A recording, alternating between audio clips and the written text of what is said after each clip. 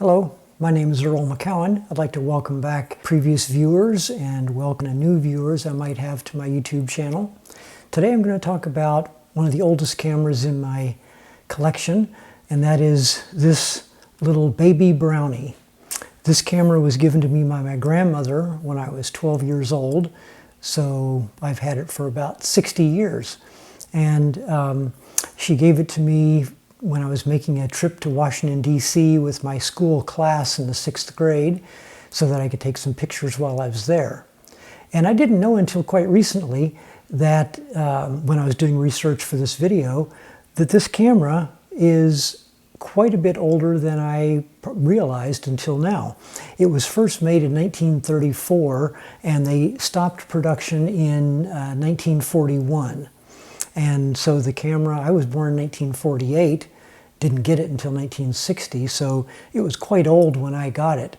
They did reintroduce it in 1948, but only for the UK market, only sold in Great Britain, and they stopped it in 1952. It's quite a small camera, you can see by the size comparison with my hands, but it produced a fairly large negative. The negative size was 1 5/8 inches by 2.5 inches, which is quite big, and in fact they frequently just simply contact printed the pictures directly from the negative rather than enlarging them.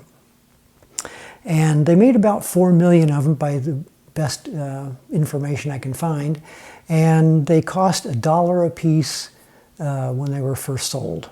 Of course, that allowed Kodak to make a lot of money on selling film for this camera.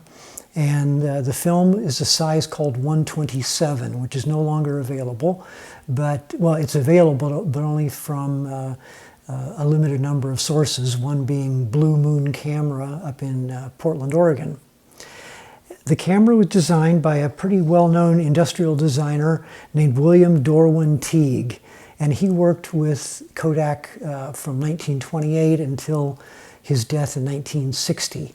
And he created this little Art Deco design, which was very popular back then, especially in the 30s. And it's made of bakelite plastic, which is very hard plastic, but also very brittle, so it can crack and chip very easily. The viewfinder is quite simple. You just flip up this piece, and then you look through the framing lines, and that allows you to kind of frame up your picture by holding the camera at eye level. A lot of cameras back then had waist level viewfinders. You would look down into them and out through a mirror or a prism, and so you would hold the camera down at your waist. This was one of the earlier ones that you would hold up to your eye in order to take a picture. The film is loaded by undoing this connection on the bottom, this latch. It slides open, and there you can see the negative size, which is really quite a large negative, like I said. The shutter is operated by just pressing this lever on the front to the left, and that allows you to take your picture. Then you put it, after you load the film, you put it back together and latch the catch on the bottom, and you're good to go. You have to then crank the film advance knob a number of times until you see in this little red window on the back of the camera, you can see at first some lines and arrows and finally some dots, and eventually it comes up as number 1, and you stop there, and that'll be your first exposure. After you take the picture, then you advance the film until you see number 2 coming up in that little window. Very, very simple.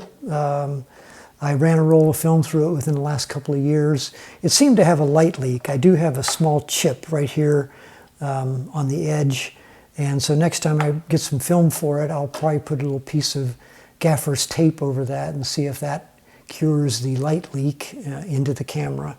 I found out most of the information about this camera by visiting a website called brownie-camera.com, and I'll put that information in the show notes down below, as well as the information about Blue Moon Camera, where you can buy all sorts of strange film that is no longer readily available elsewhere. If you have any questions, please leave them in the comments below. I'll be happy to answer them. If you like the video, feel free to give it a thumbs up and subscribe if you aren't already a subscriber. Thank you very much.